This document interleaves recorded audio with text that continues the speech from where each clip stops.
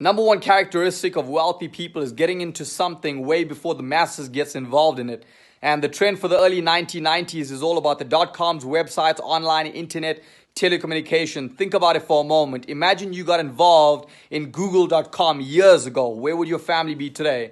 The trend for the 2000s is all about property. The properties you bought back then, if you sold it today, you make a good 2, 3, 400% more than what you spent on it. The trend for today is all about apps. Today you have an app for an app. You have Facebook, then you have Messenger. A click of a finger on an app, and literally vehicles outside on Uber. And same with Uber Eats, etc. So it's all about keeping up and catching up to the trends.